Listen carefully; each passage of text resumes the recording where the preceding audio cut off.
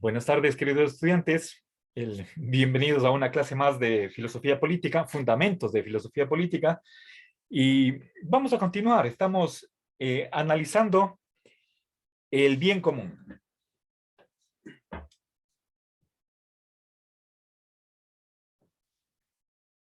Bueno, lastimosamente son poquísimos los autores que abordan esta temática. Uno de los que sí lo hacen es, por ejemplo, Michael Sandel, profesor de un seminario sobre la justicia en Harvard, famosísimo a nivel mundial.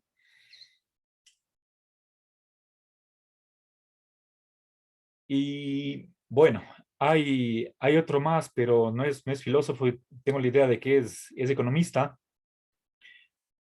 Bueno, estamos siguiendo el libro de Visión Lógica del Derecho de Lorenzo Peña.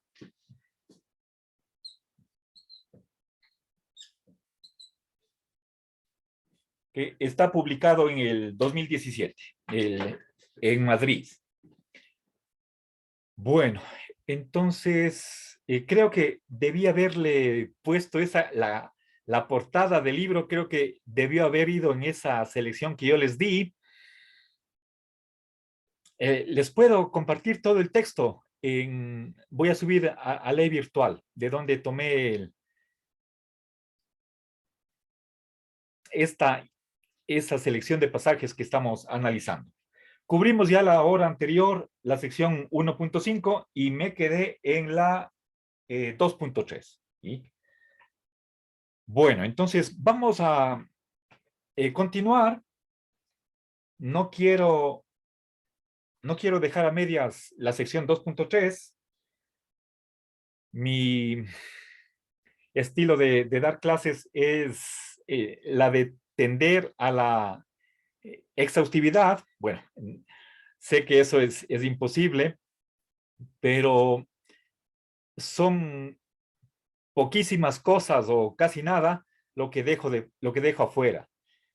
Bueno, en realidad el texto que ustedes leen es muchísimo más rico y en clase lo que uno puede hacer es explicar lo básico, dar una contextualización, aportar complementos para que se comprenda cabalmente, pero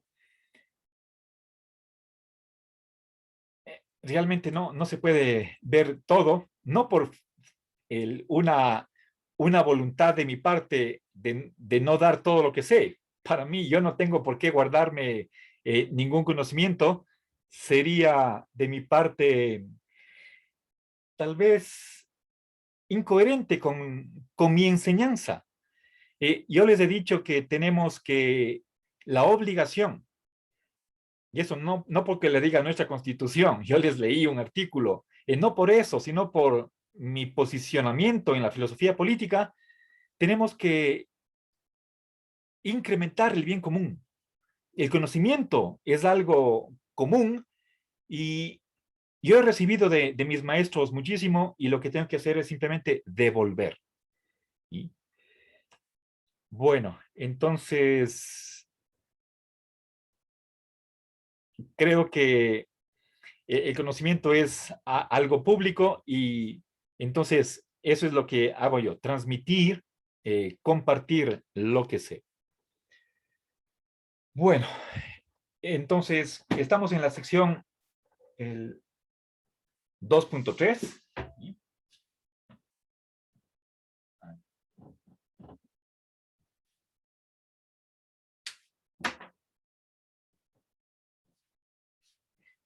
Una de las funciones que tiene el bien común es la de servir de criterio de selección de las reglas de inferencia. Entonces, estoy explicando eso. ¿Sí?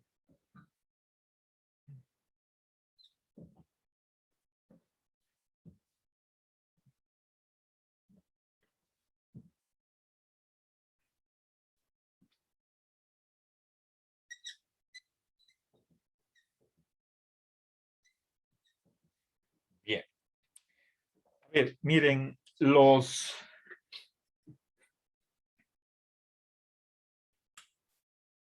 jueces, los abogados están obligados a razonar. ¿Sí? Entonces, partamos de ahí. Creo que hay una práctica de razonamiento jurídico. ¿Sí?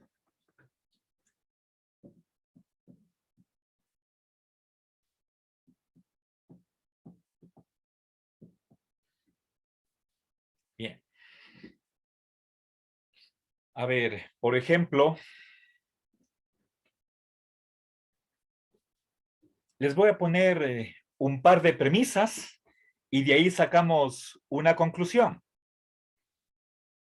A ver, por ejemplo,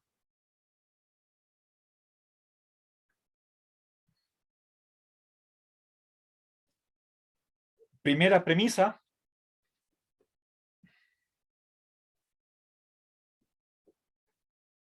es obligatorio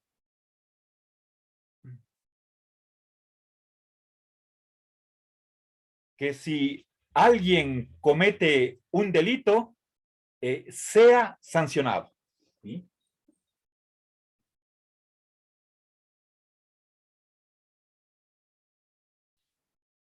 Bien, aquí la O está simbolizando a obligatorio. Es el símbolo que se utiliza en la lógica deóntica.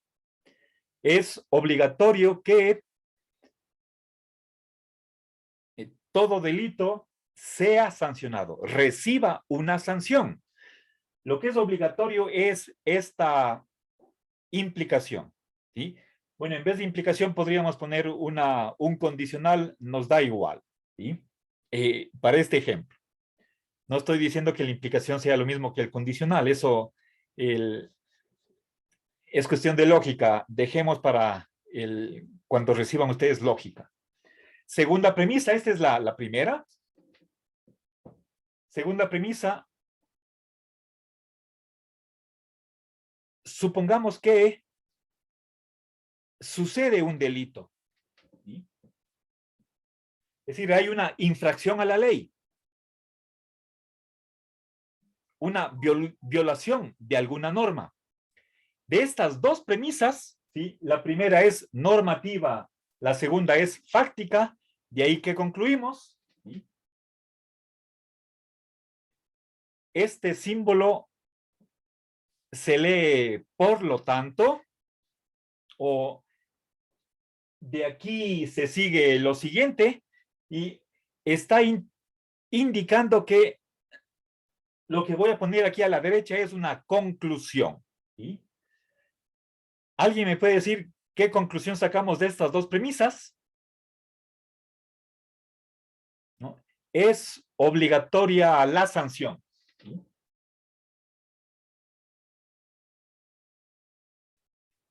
Bien, entonces, fíjense, ¿qué tenemos aquí? Este es un razonamiento jurídico.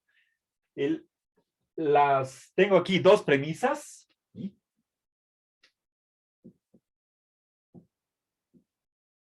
La última oración es la conclusión. ¿Sí?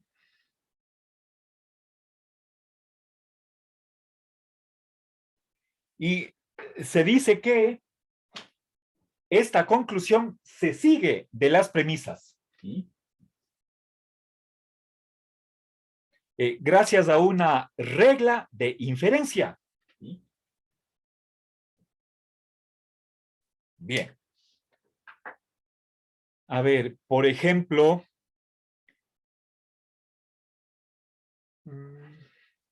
a ver, en vez de la implicación voy a poner el símbolo del condicional. Y se llama una herradura echada.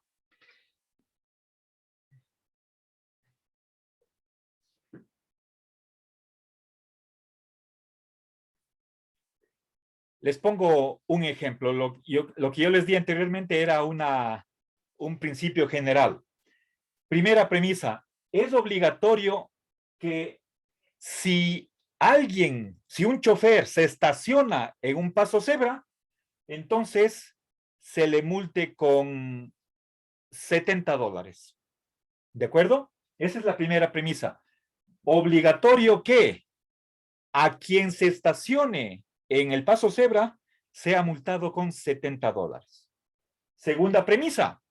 Pongamos, David se estaciona en un paso cebra. De esas dos premisas, y recuerden, la primera premisa es normativa, la segunda es fáctica, es un hecho, y de ahí que concluyo, es obligatorio que David sea sancionado, multado con $70. ¿Ya? Eso es un razonamiento jurídico.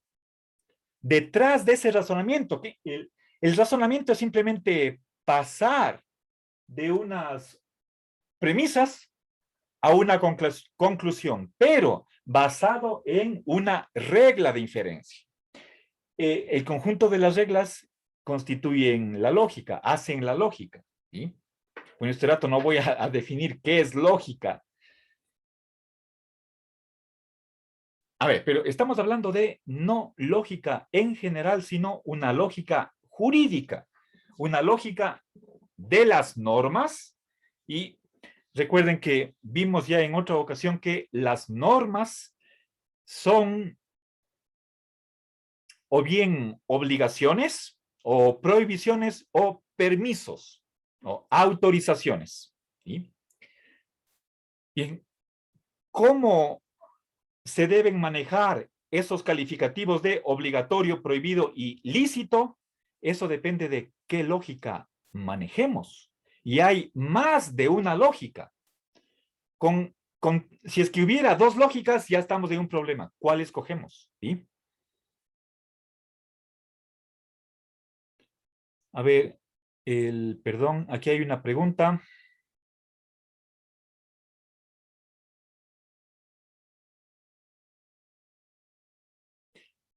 A ver, el, Liliana me pregunta si es que si nosotros somos los causantes de que el individuo cometa delitos por imponer leyes o consecuencias o lo hacen por algo natural. A ver, si le comprendo bien, la preocupación de Liliana es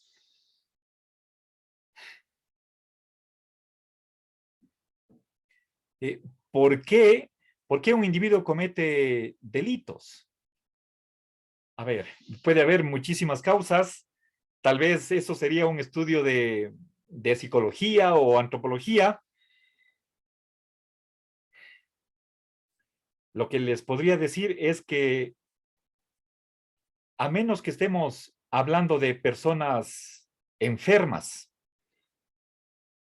que tuvieron algún trauma en su niñez, en su temprana infancia, y que se convirtieron en antisociales y cometen crímenes a lo mejor en sangre fría, sin remordimiento de conciencia, dejando de lado esos casos que pueden explicarse por qué actúan de esa manera, por qué tienen esa conducta criminal, sin ir a esos casos graves. La mayoría de las personas tenemos un instinto social que nos hace acatar las normas. Pero por supuesto que hay excepciones. Y para ello, normalmente hay alguna razón. Es decir, es algo premeditado, aunque no siempre. Pensemos en actos que uno comete llevado por la ira, por la pasión, por sus emociones fuertes que está sintiendo en ese momento, que si es que estuviera calmado no lo hubiera hecho y después está arrepentido. Bueno, eso sería la personalidad de la persona, ¿sí? A ver, pero normalmente detrás de una decisión, de un acto que cometemos, hay alguna razón. pero no somos totalmente racionales, ¿sí? Estoy poniendo ejemplos de personalidades que por alguna razón explicable, que se puede tratar de entender y comprender, actuamos como no deberíamos.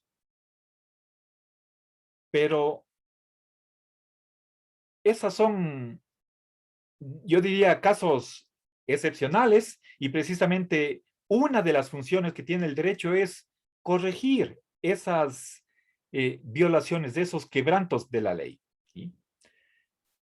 Bueno, y si es que estamos ante una persona enferma, entonces, antes que mandarle a la cárcel a que eh, cumpla una pena, más bien le podemos mandar a un hospital psiquiátrico. ¿Sí? El, bueno, el, no, volvamos a lo nuestro. Les digo que un juez tiene la obligación de razonar, pero con una lógica especial, una lógica que trate las normas. ¿Sí? Ahora, fíjense, por ejemplo, este razonamiento es válido en la lógica que maneja Lorenzo Peña, pero no en la lógica de óntica estándar. ¿Sí?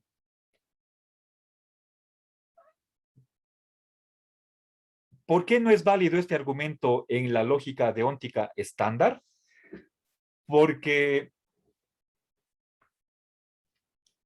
se supone, y esto es precisamente lo que se puede debatir, que a partir de algo fáctico no se puede concluir algo normativo. Eso es lo que pensaba Hume y tras de él también lo ha defendido argumentadamente George Edward Moore. ¿Sí?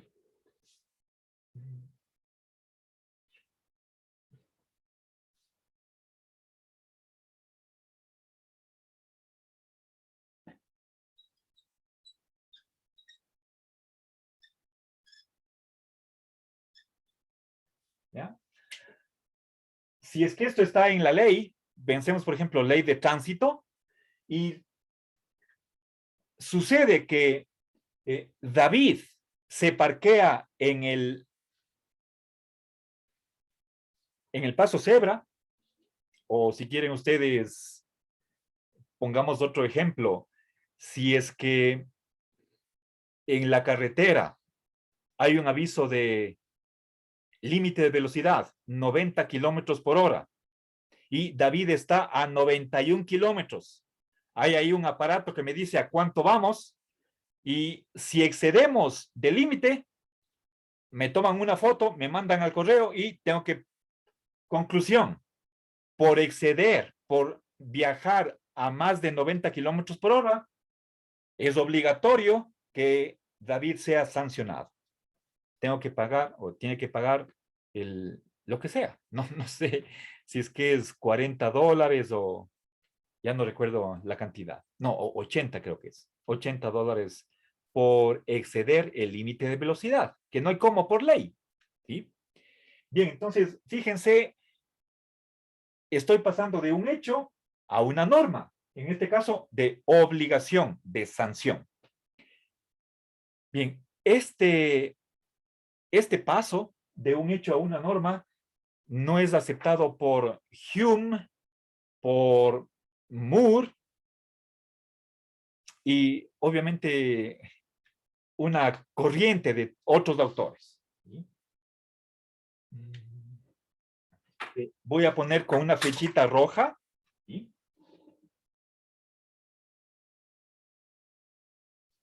Bien. Entonces, en una lógica, sí se puede sacar esa conclusión. Está con flecha verde. En otra lógica, no hay cómo pasar de esta premisa a esa conclusión. Entonces, ¿quién tiene la razón? ¿A cuál lógica hacemos caso? ¿Sí? Entonces, ese es el problema que está de fondo, ¿sí?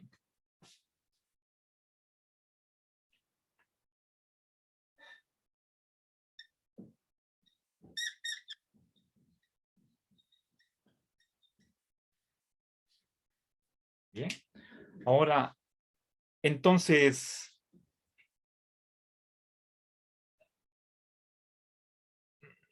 partimos del hecho de que hay varias lógicas, ¿sí? Eh,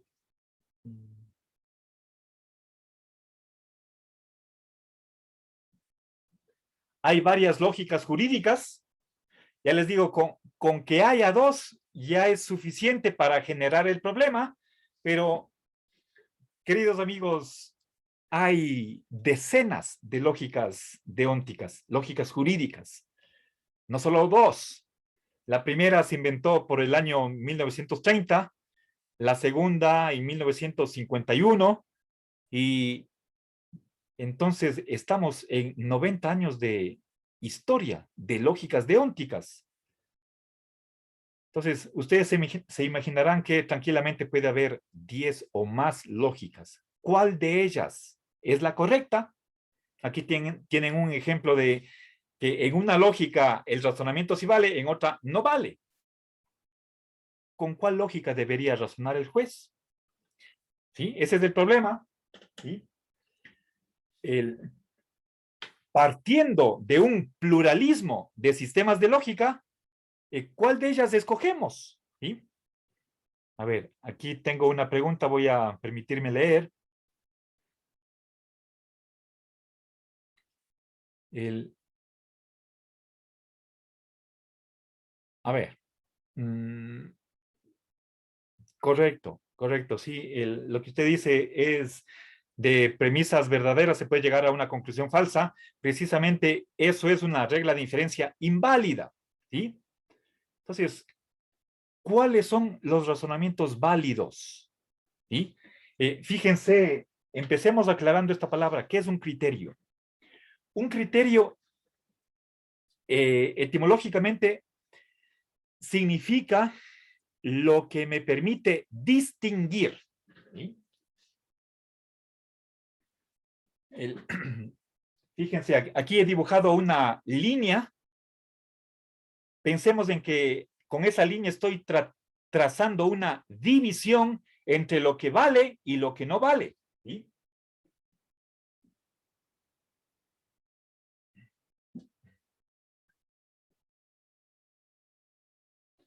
¿Sí? Esto no vale en absoluto. Entonces, tengo yo un conjunto de reglas de inferencia. ¿Cómo puedo determinar las que son lógicas y las que no lo son? Según tal como los jueces razonan. Por supuesto, los jueces, como cualquier ser humano, se equivocan. Los lógicos también cometen errores, pero tenemos ahí una base a partir de la cual extraer las reglas de inferencia para la lógica jurídica. Ahora, la respuesta que da Lorenzo a esta pregunta es que el bien común me va a servir de criterio, o si quieren ustedes, de filtro para seleccionar únicamente aquellas reglas que favorezcan el bien común. ¿Sí? Las reglas de inferencia válidas en lógica jurídica son aquellas que contribuyen al bien común. ¿Sí?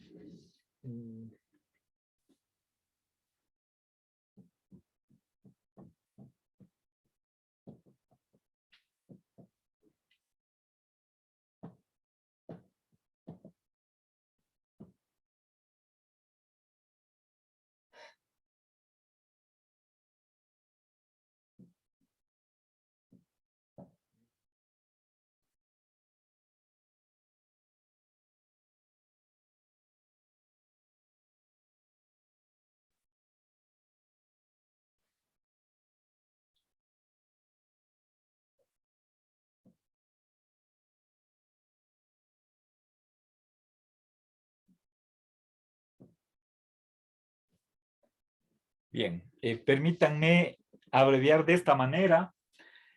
Siempre busco la forma más sucinta de expresar lo que yo digo para no llenar el pizarrón de palabras. Fíjense, voy a explicar de otra manera. ¿Sí? Pongamos acá, tengo varias premisas. ¿Sí? Pongamos para simplificar premisa 1, premisa 2 y premisa n, donde que n es un número finito, y de ahí saco una conclusión. ¿Sí? Bien. Ahora, este paso de las premisas a la conclusión tiene que estar autorizado por una regla de inferencia. Esta regla de inferencia tiene que ser válida. ¿Sí? A ver, entonces,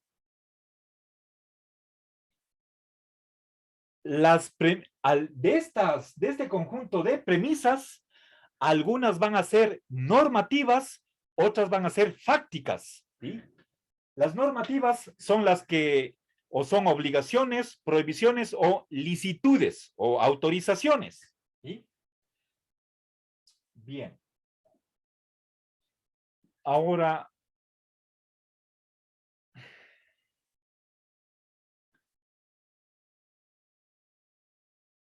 la conclusión es normativa. ¿Sí?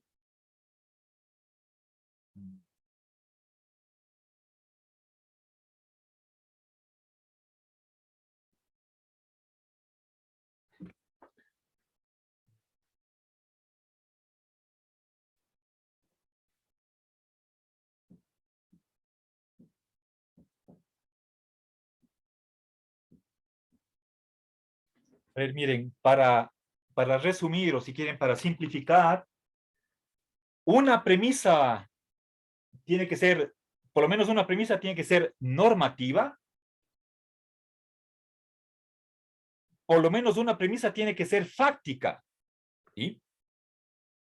Les pongo un último ejemplo. ¿Sí? Es obligatorio que, y aquí me voy a inventar una cantidad, si una persona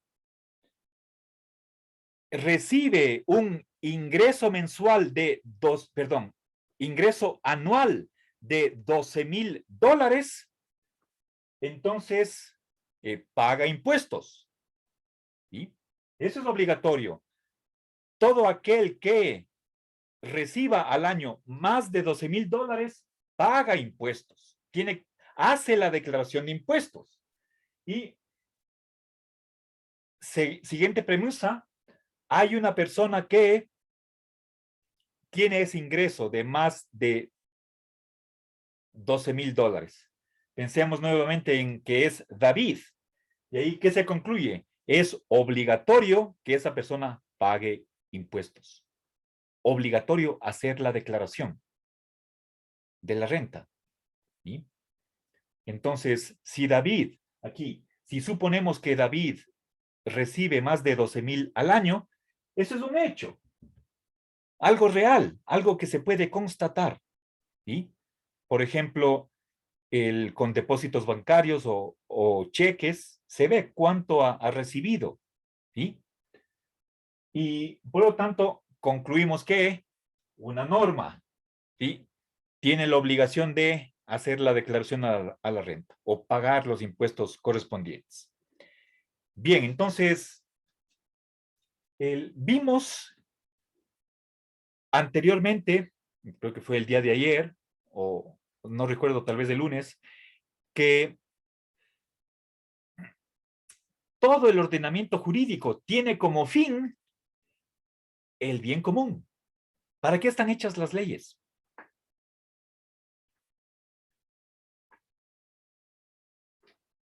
No, no puede ser que sea para favorecer a una minoría,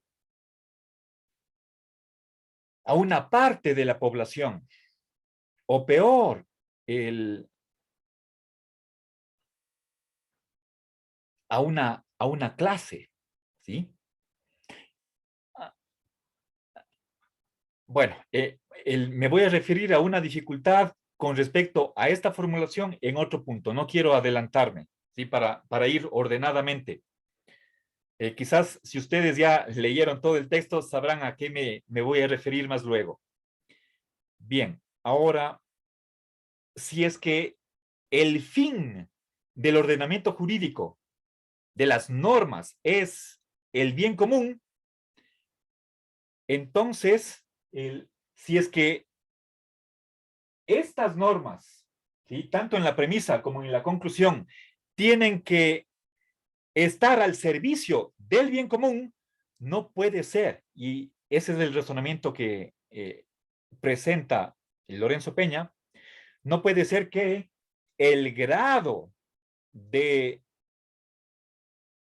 beneficio al bien común que tiene la conclusión sea menor o disminuya con respecto a el grado de servicio al bien común que tiene la premisa normativa.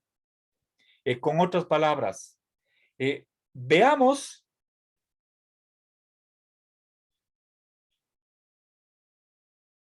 cuán favorables al bien común son las premisas y ahí sacamos una cantidad.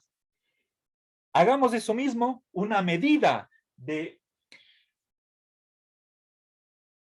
el grado, la medida en que la conclusión está favoreciendo, promoviendo el bien común. Y lo que no puede suceder es que en la conclusión haya menos bien común que en las premisas. Eso está prohibido por el bien común. Entonces, solamente aquellas reglas que preservan o aumentan el bien común de la conclusión comparado al bien común de las premisas, esa es una regla de inferencia válida. Eso es lo que está puesto acá. ¿Sí?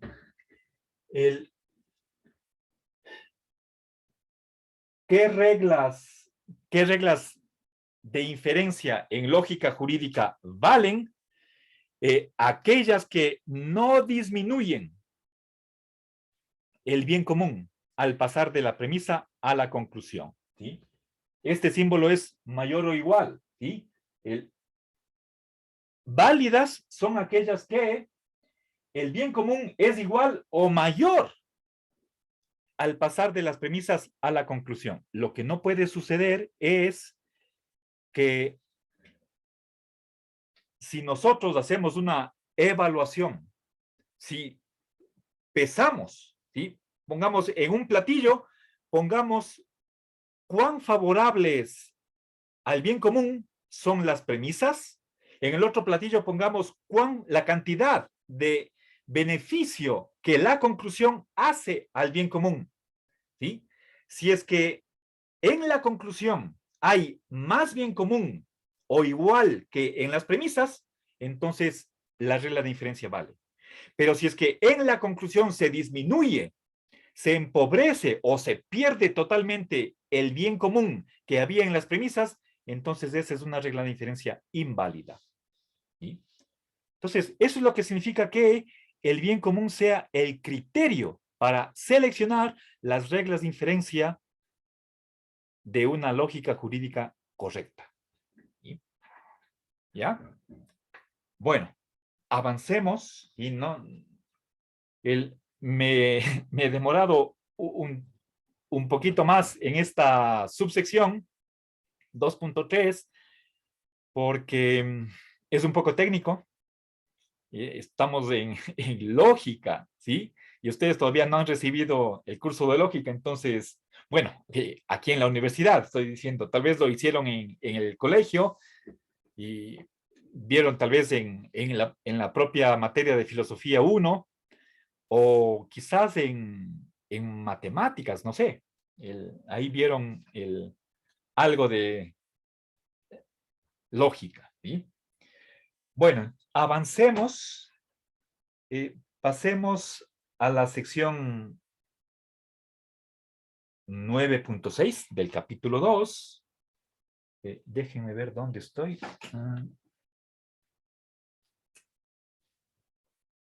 Ya,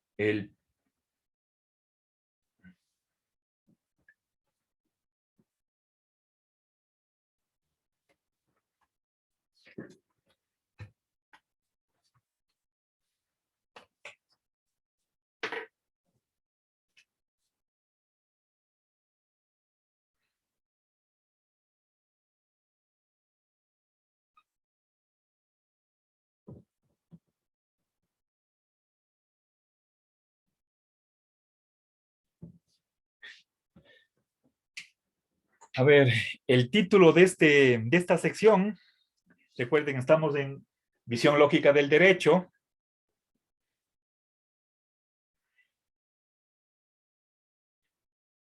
A ver, el principio del bien común. ¿Sí? A ver, ¿qué es lo que...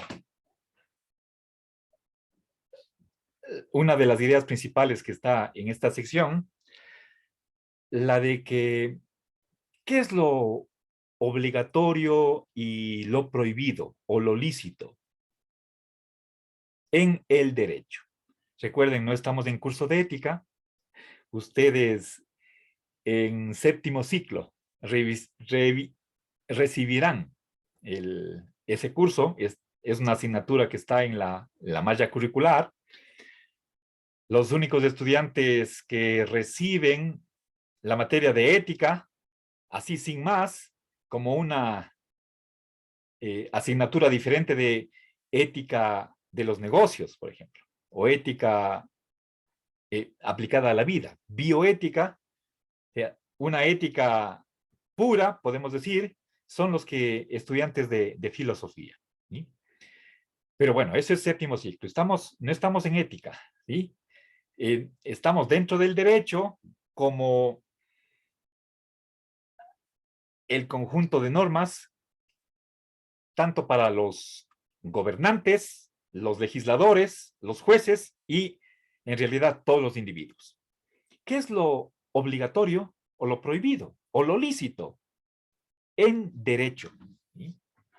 Pues, ¿cómo podemos definir en base a qué la obligación, la prohibición y la licitud? ¿Sí? Planteo ese problema y desgraciadamente nada más. A ver, tenemos en nosotros lo que es obligatorio, lo que está prohibido, si tenemos obligación de no hacer ciertas cosas, no matar, no robar, no destruir los bienes públicos. Y finalmente tenemos algo que es lícito, los derechos. Y la pregunta es, ¿en base a qué? ¿Cómo se determina cada una de estas tres cualidades? ¿Sí?